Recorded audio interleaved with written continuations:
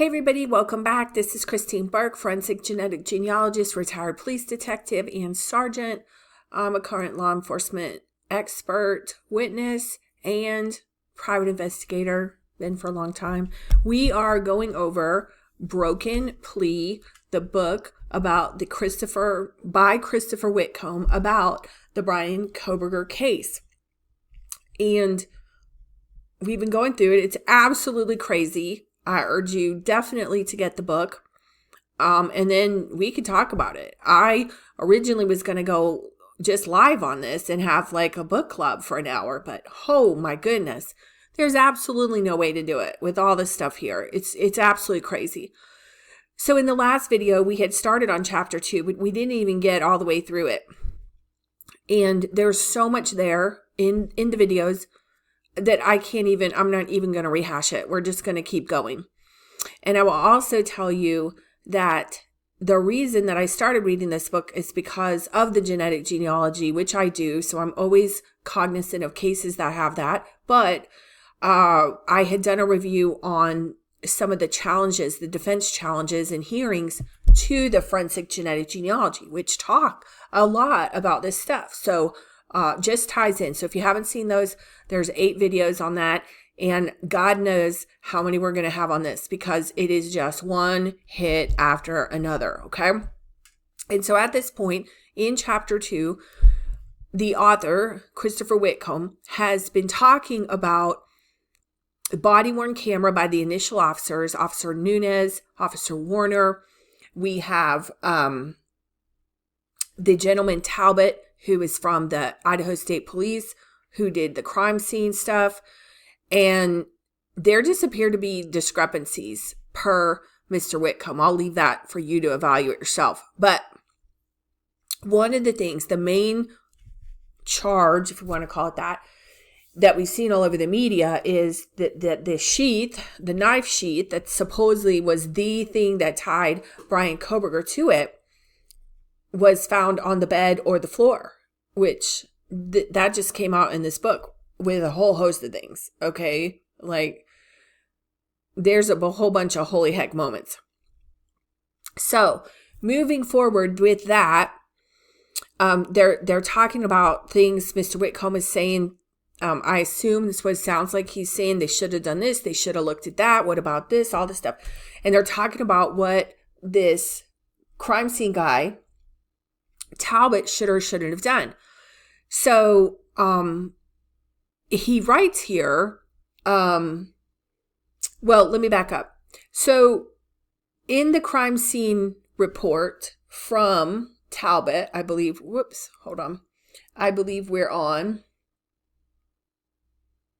No, this is Warner. Okay, this is Warner. He's the second officer on the scene, and he's a uniformed officer. So he talks about in the 3rd floor in the southeast bedroom, he saw 2 clothed females laying on a bed with their backs on their backs who appeared deceased. Now that's interesting because didn't we hear that one was curled up? That would be on your side, right? Okay, sorry, now I've got it. And now he's got me doing it. Okay. One female on the left side of the bed in relation to the bedroom door had an extreme amount of lacerations to her face and upper body, which made her unrecognizable. The other female had multiple lacerations on her upper body and some blood on her face. I walked to the far side of the bed to determine if the female on the right was beyond help. I saw the female's leg was off the edge of the bed and it had lividity. Once I noticed the lividity in the female's leg, I backed out of the room. Now, lividity, if you don't know, is blood pooling, and it happens after a certain time, right? It happens a certain way, and some of the other things that you look for is rigor mortis, right? So lividity means that in your body, and this is not the scientific explanation here, but in your body as you're moving, your blood is pumping, your heart pumps it through. So we don't see it in one particular area because it's moving through. Well, when you pass away and your heart starts pumping, the blood has nowhere to go. So gravity takes it down to the lowest part. Okay. So you can tell where somebody was, and it makes it's sad, right? But it's cool at the same time because you can use it just for this thing to see where people moved, were they in the same position, how long were they there, okay? So the blood will pool towards the lowest point. So Warner writes here, I saw the female's leg was off the edge of the bed and it had lividity. Once I noticed the lividity in the female's leg, I backed out of the room, okay? Because that doesn't happen when you're alive, right? Because the blood's pumping around. Okay, now, so in response to that, Christopher Whitcomb, the author, says, oddly enough, Nunez's body camera records Warner standing no more than 18 inches from Mogen's lifeless body, shining his flashlight on the bed, the victim's, and specifically Mogen's leg, where it extends out from under a comforter. This is where the prosecutors allege the K-bar knife sheath was found. Yet, neither Warner nor Nunez mentioned the sheath in their reports. In fact, Nunez returns to the bedroom after Warner has gone downstairs and shines his own flashlight directly where the crime scene photographs later show the sheath to be found. A frame-by-frame analysis of the video, widely available online, oh, that's terrible. Now I guess I'm going to have to go look at that, shows there is no K-bar sheath where the prosecution claims. Now, several things to talk about here. Is he talking about the prosecution's recitation in the plea statement? Or is he talking about what the prosecution said in pleadings prior to that? We don't know, okay? And God forbid I haven't seen that video. So I don't know if you've seen it, whatever. But, he talks about 18 inches, right? Think about a ruler, 18 inches, pretty close. I don't know. I haven't seen it. Could it have been under the blanket, not under the blanket, under her leg a little bit? Was it dark in the room? We don't know. Okay. But this seems to be, like I said, from the news articles, news stories, bed floor. Okay. All right. Okay. So Whitcomb has talked about the body worn camera footage that, they see it, they didn't see it. He's focusing in on the fact that Nunez and Warner did not mention a sheath in their report. Now, I don't know, truthfully, if I would have mentioned the sheath, I would have been like, there was two, right? I'm not documenting the evidence. I mean, I am to a point, but if it's going to be collected as evidence, that's the evidence person. So I don't know how I feel about that, okay? So, but anyway, Whitcomb is pointing out that they don't document it, even though it's clearly there in the video, apparently. Now, he continues by saying maybe it's the camera angle, administrative oversight, whatever that is. But he says what happens next really starts to feel like a problem. He says, though Detective Talbot made no mention of it in his December report, he had already composed and logged a separate handwritten inventory contemporaneous to the search.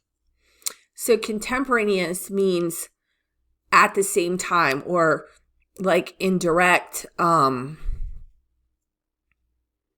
very recent, right?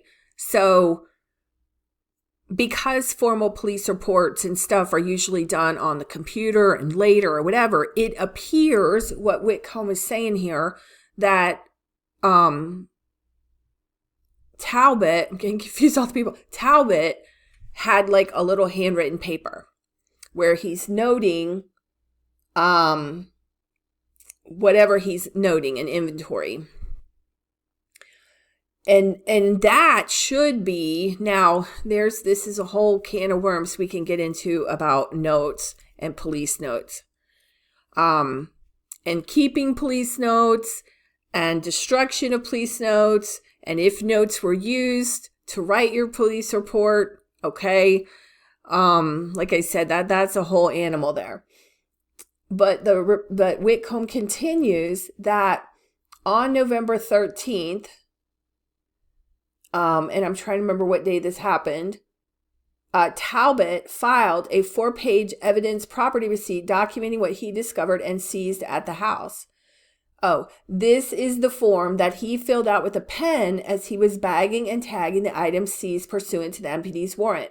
Unlike the December 6th supplemental, this form was completed at the scene. So that's good. It's close. Okay. And he's calling, so that's like back in the old days, we had carbon forms back in the dinosaur days. And we had carbon forms and you would just put it on your clipboard and fill it out when you did. Okay. So he references here this form. He said the November 13th inventory lists dozens of items from foot cast on the ground northwest of residence, fingerprints from the kitchen, victim 1 and female second floor bedroom, blah, blah, blah. Each item is listed according to where it was found. It isn't until we get to page 2 of the report that the butterfly wings, remember he's talked about this ripple effect, this bad juju, problematic ripple effect starts to happen.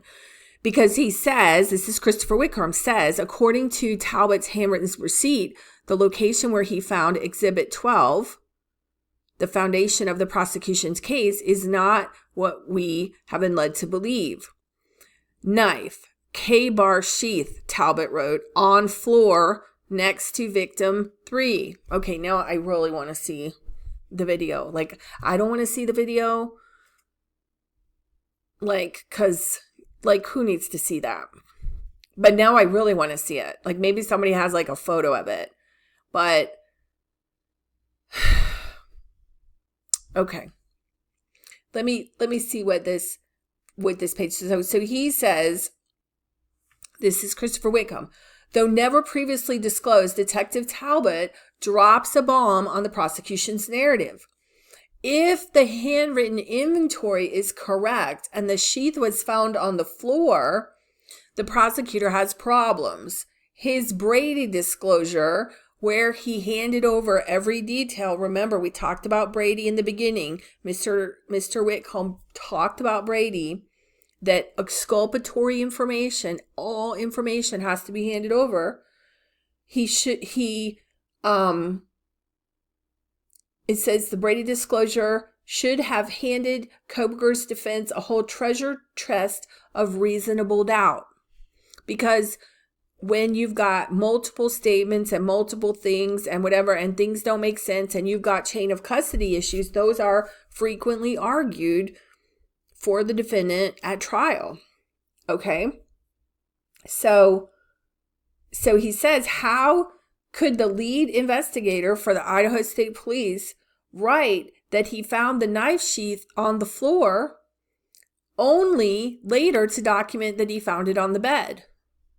So it sounds like what Whitcomb is saying is that Talbot himself put it in 2 different places. And again, we don't know what the pictures show. It sounds like the body cam shows it in the bed.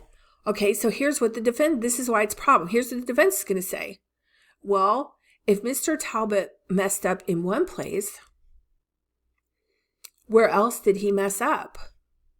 What else did he say was over here that was supposed to be over here? 4 of these became 2 of those, right? Okay. So that could be a problem. All right. Let's keep going. All right. And just to be clear here, well, it says to be clear. Just to be clear, like, this is not the entire book. I'm just taking out some of these crazy spots. And like I told you guys, I recommended you get the book and read through it. I am going to have to, because I'm snipping and posting and talking and pausing and snipping and posting. I'm going to read through it again with a notepad, and I'm going to have to write down every single thing that's wrong and doesn't make sense. And I'm going to transcribe the video and do that too, because it's so confusing, and every little detail is important. Now, just to say, he pled, and unless, I don't know, some new evidence comes and he can reverse it on appeal, I don't even know if he would have that right. I'm talking about Bryan. It doesn't really matter. Does it really matter? Does it really matter? But to me, good police work matters. The right person being convicted, tried, arrested matters. Learning how to do things better matters. And oh my goodness, I had no idea. Like me, the civilian, is just like, even me, the cop, is like, oh my God, it's so worse. It's so worse than I thought. It's so bad. Thank God he pled guilty. Now I'm like, why did he, I don't know. Like, you can look at it from so many different perspectives. Okay. So Mr. Whitcomb, the author, who's saying, so where did the sheath come? The sheath was in the bed. It was on the floor. Was it moved? Was it not moved? Why does the ISP sheet show one thing? And then, why not? He's asking, why did it take so long to make the report? And where's the explanation from the state of the inconsistencies? So sometimes in these cases, the police will, if somebody's misnamed or there's an item, like sometimes evidence was misnumbered or something like that, they will write a supplement report and they will say, this should have been this. Kind of like in the news when they issue a correction, the police will write a supplement report and it will say, we erred. This should be this. Moving forward, this is this. Okay? So that's what he's saying here. I think, why was there not a report from Tolbert saying, I mistakenly said, and all he would have to say is, you can clearly see from the body cam footage, and he could attach the photo and say it was on the bed. So, but that didn't happen. Okay. And here's what Whitcomb is focusing on. He said this K-bar knife sheath is the cornerstone of the state's case. Okay. This is where the lab found this DNA, supposedly tying Kohberger to the scene, these 10 cells, whatever it was. This is the sheath he supposedly dropped in the bed while murdering Kaylee and Maddie. And this is where he's saying detectives said they found it beneath Mogan's thigh. So how did it get on the floor? Maybe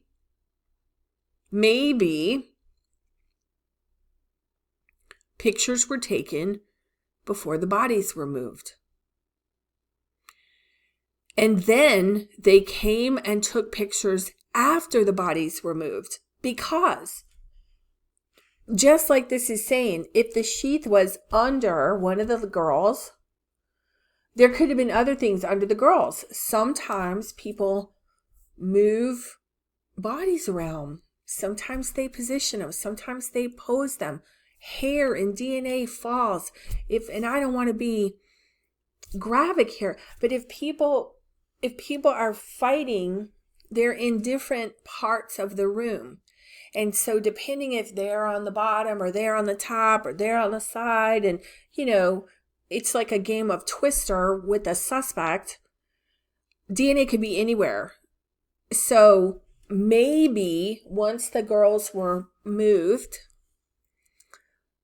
they took more pictures, and maybe Tolbert looked at a picture that was after when the girl was moved and it was on the floor because it got knocked on the floor. And then he went back and looked and saw that it was on the bed. We don't know. Okay. But it's a question. It's a question, and questions that are not answered are a problem. Okay. So, and he says, I hadn't even read it. See, he says the only way to answer those questions is to return to the initial condition of the crime scene itself. Okay. Yes. Before anything was touched and moved. We need to understand that Talbot was not the first outsider to enter the house. It was not even Nunez or Warner. It was Hunter Johnson. Oh boy. If we want to get to the bottom of what really happened at 1122 King Road that horrible night, we need to look at what Hunter told police. Oh boy. Well, we got, and not seeing anything about Hunter. What did Hunter do? And what did Hunter tell the police? Okay. I mean, he's probably freaked out. Right? And that affects your memory. That's why body cam is good. Okay. There's a lot of reasons for it. Hate it. Love it. Okay. Okay. This is, so the Christopher Whitcomb, the author, writes, on November 28th, 2 weeks after the murder, Moscow PD officer Lawrence Mowry filed supplemental report number 42. Okay, that means there were 42 supplements after the initial report for results of interviews conducted at 1122 King Road. So it sounds like, okay, so that's 2 weeks to write a report about initial interviews at the scene. It's kind of, okay. So I'm going to read this verbatim because it's transcribed verbatim, but it's public in the police report. So Hunter said around 1200 hours, it's noon, on 11/13/2022, Dylan called Emily, Hunter's girlfriend. Dylan told Emily she thought something was not right in her house. Dylan also told Emily she heard or saw a man in her house the night prior. Can you imagine? Dylan asked Emily and Hunter to come over and make sure everything was okay because she locked herself in Bethany's room. Hunter said he was the first person to get to the residence. Okay, we need to know that. Just from elimination testing on evidence. Hunter said he entered the code to the front door. Okay, I didn't know there was a code to the front door. Again, I haven't followed the case exclusively. But that makes you say, was the kitchen door left open? How did the perpetrator come in and out? Okay, a code is a problem. A code can be a problem when the perpetrator has never been in the house. So did he come in the front door? Okay. So Hunter entered the code to the front door where Bethany and Dylan were in Bethany's room on the first floor. Dylan and Bethany were telling Hunter they did not know what was going on. Hunter said he went up the stairs and immediately went into Xana's room. Hunter said this was the only room he went into. How'd he get the knife from the kitchen? Right? Well, he said it was he said it was semantics. He said it was a kitchen knife, or did he say he got it from the kitchen? Well, a kitchen is a room. Okay. Okay. Hunter said this is the only room he went into. Hunter said when he approached the door, it was only partially open.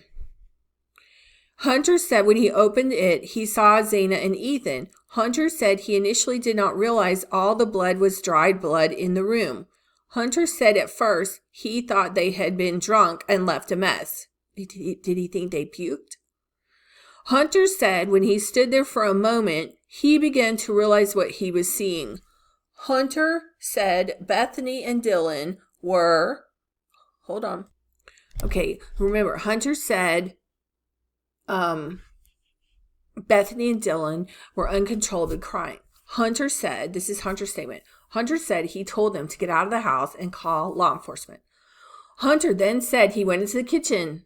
So he did go into another room, didn't he? And grabbed a knife from the door. Hunter said, so what made him go into the room, into the kitchen and get a knife? Hunter said he then went into the room and checked the closet to make sure there was not anyone else in the room. Is that their room? Hunter said he checked for a pulse on both Xana and Ethan. I guess he went in a second time. I'm confused. Okay. He checked for a pulse on both. Hunter said both of the bodies had rigor mortis. Hunter said that?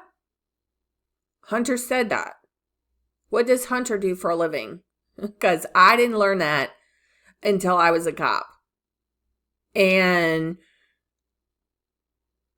you gotta pull at it. I don't want to be graphic, but depending on the position, like how does he know that? How does he know that? Both of the bodies had rigor mortis and were cold with no breath or pulse. Hunter said he believed the two had been deceased for a while. Well, yeah, rigor mortis, it depends. It can come and go and it can evaporate, okay? Hunter said Emily, Josie, and Lyndon started to enter the house and come up the stairs. Hunter told them to get out of the residence. Okay, so now we got more people in the house. Hunter said this was about the time Moscow PD arrived on scene. Hunter said the officer told him to stay where he was at. Hunter said he did not know if anyone else was upstairs and he had not gone anywhere else in the house. Hunter said he had trouble comprehending what he was seeing. Hunter said he was not at the Sigma Chi party the night prior. Hunter said he and Ethan were texting the night prior by phone. Hunter said Ethan wanted him to come over, but Hunter chose not to. Hunter said he knew Ethan since fall of 2021. Blah, blah, blah. They were in the fraternity. Josie and Emily in the same sorority and were roommates. Hunter said Lyndon, who was also present, was in the fraternity Delta Tau Delta and was currently dating Josie. Hunter said he and Lyndon stayed at Josie's apartment with Emily and Josie the night. Hunter was asked when the last time he was at 1122 King Road. Okay, some of these people we don't need to know. So he goes on. Hunter was last at the residence on the 12th. Was that the day before?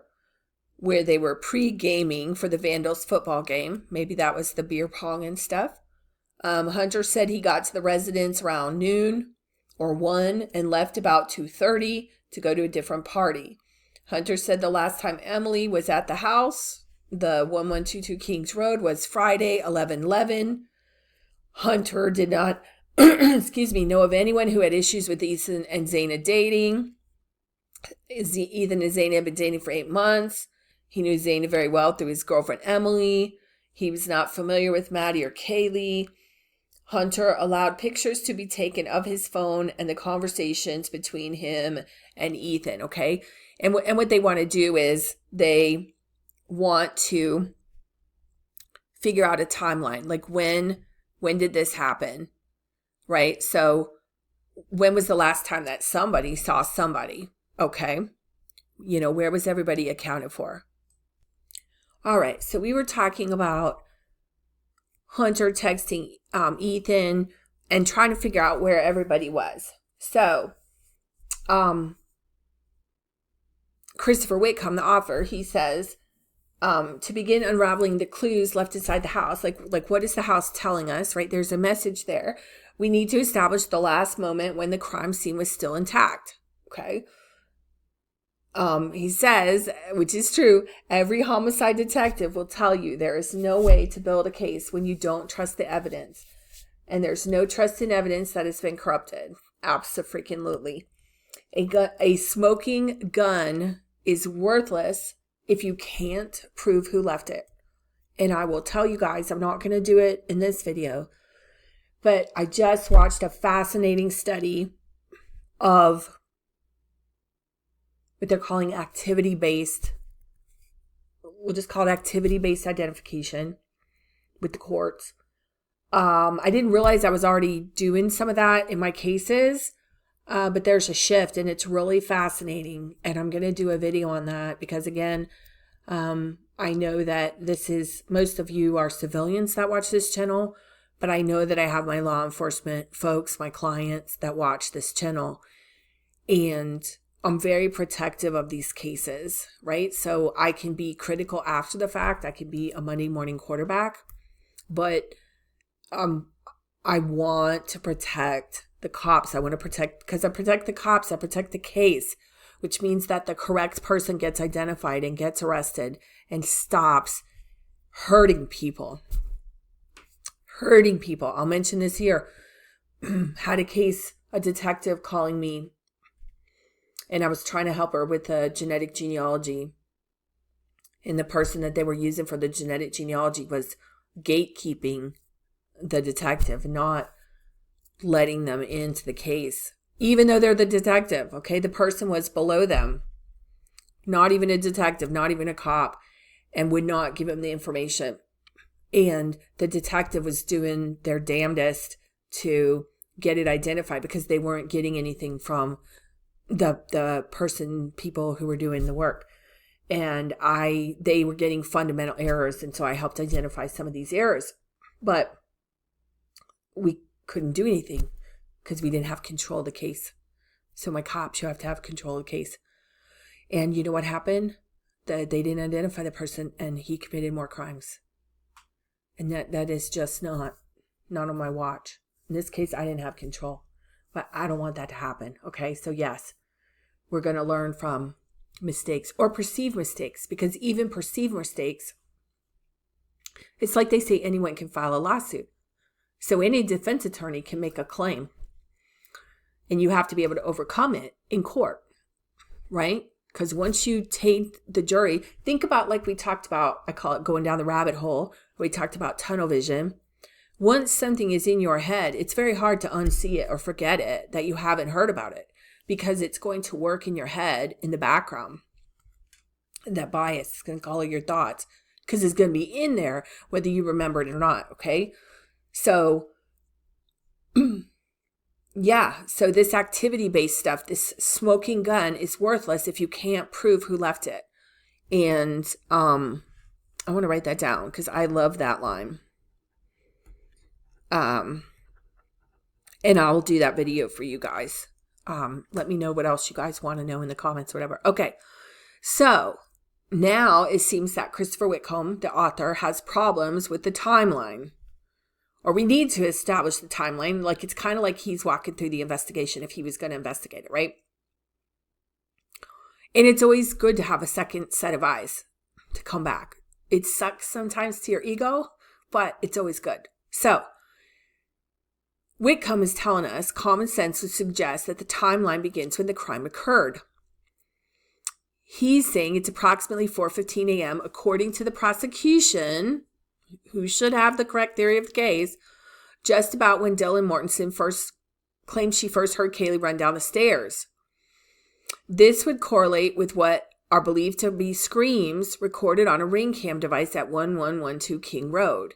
It fits cell and social media communications from women inside the house. It conforms with general facts of the case as provided by a DoorDash driver. I don't know if we have the name. Yeah, with DoorDash driver, witness statements, and neighborhood reports of an aggressively barking dog. Now, just as a side note, because I mentioned Nancy, because we got Nancy going on, there were reports of dogs that don't normally bark in the neighborhood, a couple houses down, houses right behind Nancy's, with the dogs barking at a certain time of night. Okay, so those things help you establish when things happen. But Christopher continues, Mr. Whitcomb continues, and he says the problem with establishing the initial condition of the crime scene is that there were survivors.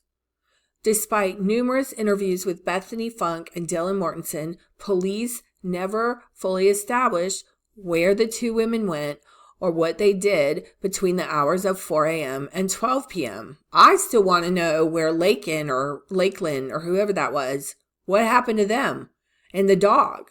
Okay, where's the dog go? Remember?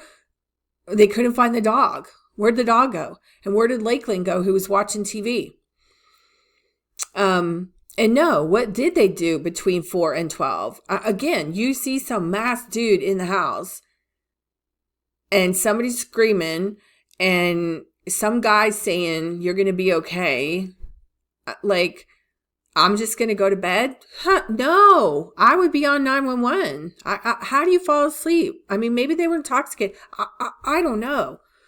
So, and then my question, and again, I'm not familiar with the house. Did they normally have the same bedrooms, or they had different bedrooms and the one went to stay in the one's bedroom?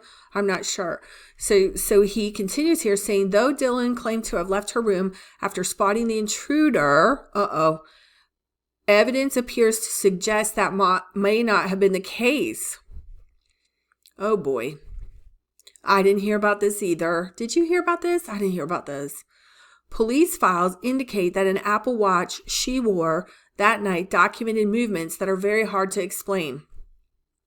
Now, what is coming up in my head? Who is that police officer? And I should remember his name. John. In Boston, in Massachusetts. Karen Reed case with John and the Apple Watch. I don't have one, but that's like crazy stuff, huh? Okay, let's keep going. All right, so Christopher Whitcomb has left us hanging, okay? He's talking about this Apple Watch and all this stuff, right? But now he says, okay, he leaves us hanging, and he said, we're not going to talk about that. He said, before we get to Dylan and the watch, we need to talk about Hunter. According to Officer Mowry, he was the first person to enter the residence after the crimes, remember? And it sounds like Dylan and Bethany were still in the bedroom. Hunter told police he entered through the locked front door using a punch code to gain access before finding Bethany and Dylan in Bethany's room. Okay, so they were in there. He says this will become important once police receive an eyewitness account. Oh, God. Oh, Jesus. Sorry. I'm reading this just as I'm doing this. This will become important once the police receive an eyewitness account that the front door was open just prior to Hunter's arrival. Are you kidding me? Are you kidding me? So the way I understood it, Bethany and Dylan were in Bethany's room where they had been since this stuff happened at 4 a.m. And they called Hunter, and Hunter came over, and the girls were in the house. And then the 3 other girls tried to come into the house to see the girls, right? Because if they were in the parking lot, if Dylan and Bethany were in the parking lot freaking out, the girls would have stayed with Dylan and Bethany in the parking lot. They wouldn't have gone in the house where a boogeyman was, right? But now the door's open. So it says on November 17th, Moscow PD Officer Aaron Morris filed his supplemental report number 20, where he had spoken to a neighbor, Nadeau. Nadeau stated, on Sunday, 11/13, which was the next day, apparently, between 9 and 10 in the morning, he was walking his dog. He stated that when he walked by the first time, he noticed the front door on the north side of the building faces campus was wide open. He stated he knew it was a party house, so assumed someone was too intoxicated and forgot to close the door the night prior. Nadeau stated he walked his dog up Taylor Avenue to Blake Avenue and then down Sweet Avenue. The walk took him approximately 1 hour. Nadeau stated when he walked back to his apartment around 1100 hours, the front door was still wide open. Now remember, Hunter came around noon. If the 2 survivors never left Bethany's room, who closed and locked the door? That's a good question. And again, we're not saying anybody did anything, but there's this is Swiss cheese, right? Who knew all this stuff? This is crazy. So because this was a party house and because everybody supposedly had a code, do you think somebody, because there was a game or something, wasn't there a game? Or the games are on Saturday? college games are on Saturday, right? Do you think one of the other kids in the neighborhood actually used the code? I'm just asking you, the listener. I don't know. Do you think one of the kids, because it sounds like everybody knew the code, everybody was in and out, was the party house and all that. You know, you have those neighborhood houses where the kids all congregate and everybody just comes and goes as they please. I mean, even as, high schoolers, but especially in college.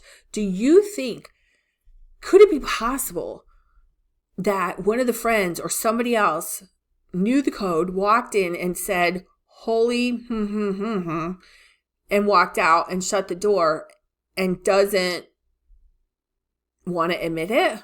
How else could it have happened? This is crazy. I can't keep up. I cannot keep up. All right, now we got to go back to, now he's leaving us hanging again. And we're going back to Hunter. All right. And now this is Christopher Whitcomb, the author. He's saying what he wants to know is the inconsistencies introduced by Hunter's story. He told Officer Mowry that Zaina's room was the only one he entered. Yeah, what about that kitchen, right? And he said, though he told Nunez and Warner he went in the kitchen to retrieve a knife. A kitchen is a room. A bedroom is a room. Did he go into Bethany and Dylan's room? He said the door to Zaina's room was partially open when he approached, but that directly contradicts Dylan's statement that she saw Zaina lying on the floor as she went downstairs. Oh boy. Hunter, when she went downstairs in the middle of the night or downstairs when? You see why I'm going to have to read through the book and just go line by line and document it, because I'm lost. I apologize. I am so lost because everybody is all over the place. And I'm doing this. I'm not focused on making notes. Okay. Dylan's statement, she saw Zaina lying on the floor as she went downstairs. Hunter said Bethany and Dylan were uncontrollably crying when he told them to get out of the house. So they were in the house. Implying that they may have gone up to the second floor with him. Hunter's statement is further complicated by the fact that he told Mowry his girlfriend Emily started to enter the house with Lyndon, later identified as Beck, and Josie, and he told them to get out. If this is true, it brings to 6 the number of people who may tracked evidence into or out of the house before Nunez even arrived. Yes. And he continues. He says, what else is the most interesting to him is Hunter's statement that he checked for a pulse on both Zaina and Ethan upon first entering the room. And remember, I said, did he get the knife first? And why did he get the knife? Because the story, I don't mean to confuse you guys here, but it is confusing. The story that we heard and Officer Nunez heard was they're drunk and passed out. Okay, even though there was a man in the house. So we don't know what was told to Hunter. And then what I was saying is, did Bethany and Dylan tell him they were drunk? Or did they tell them they heard the scream and they saw someone, and then he went to the kitchen to get the knife, and as he was coming out of the kitchen with the knife, then Nunez was there? Like, when did he check the pulse and all this stuff, right? Because we got all these rooms. I mean, he went in Bethany and Dylan's room potentially too. So he says he told Mowry that Zaina's was the only room he entered, though he told Nunez and Warner he went into the kitchen to retrieve a knife. He said the door to Zaina's room was partially open when he approached. Yeah, I read that. Sorry. Okay. Yeah. So, let me go back over here. So which one was it? So, did he only go in the one room? And Whitcomb is saying that his initial statements to Nunez might have been untrue. And he told Mowry both of the bodies had rigor mortis and were cold with no breath or pulse.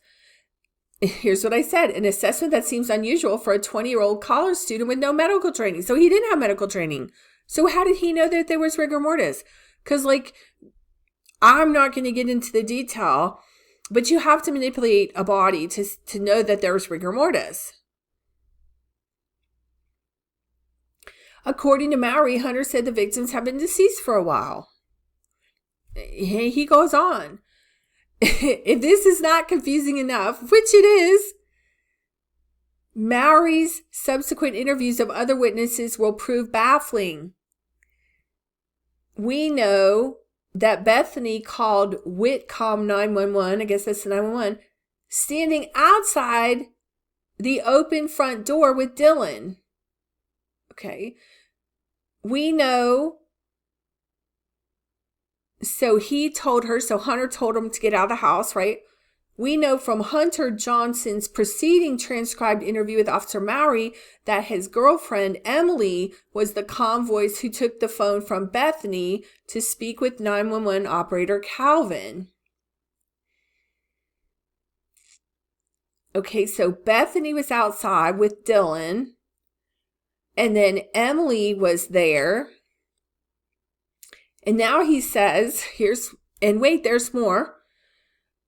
What we did not know previously is that another student, Jenna McClure, was there also. We haven't heard of her before, right?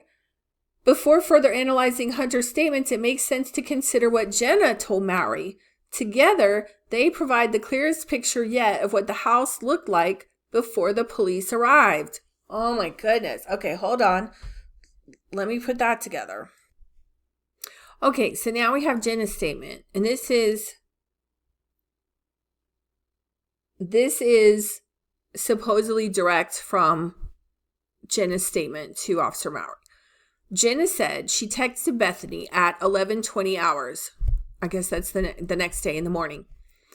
Jenna asked Bethany if she was awake. Jenna said Bethany called her back at 11:49 hours. Bethany told Jenna she and Dylan were in Bethany's room. Jenna said Bethany was freaked out because her roommates were not answering the phone.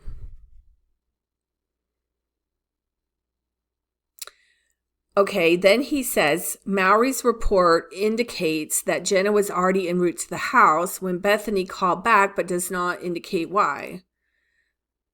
Jenna said she heard Dylan on the phone in the background saying, "I saw something."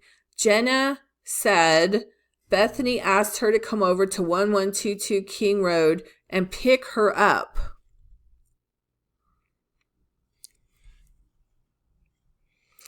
So the Whitcomb says that despite having detail, this part of Mowry's report gives us several things to think about.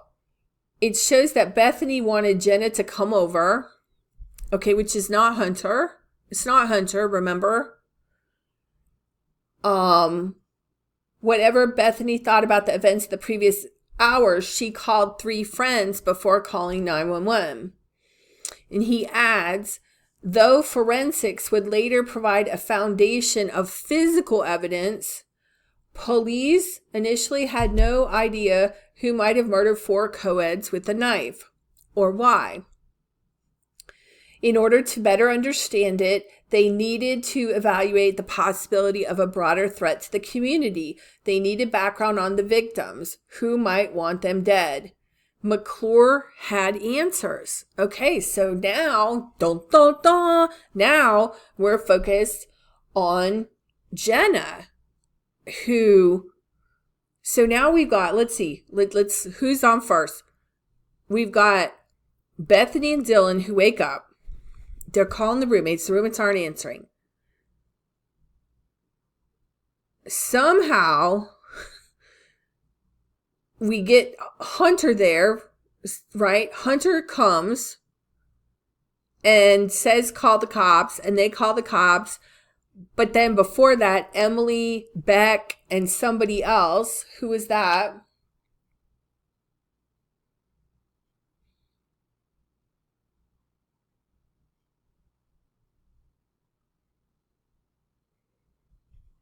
hold on a second. Yeah, so Hunter came and then told the girls to call the cops. But then at the same time, Emily, Josie, or Beck, or whoever it is, and Lyndon came over to the house. Okay? And were coming in, and Hunter told him no. But sometime before all that happened, before Hunter came, Bethany's calling Jenna and telling her to come get her. Like, was that before Hunter or after Hunter? Like, how did Hunter get called? And the other girls, who told the other girls to come over? Because those are not Jenna, right? Okay. All right. I'm going to end this one here, and then we're going to start with Jenna, who apparently, according to Whitcomb, has all these answers about who might want the co-eds dead. All right.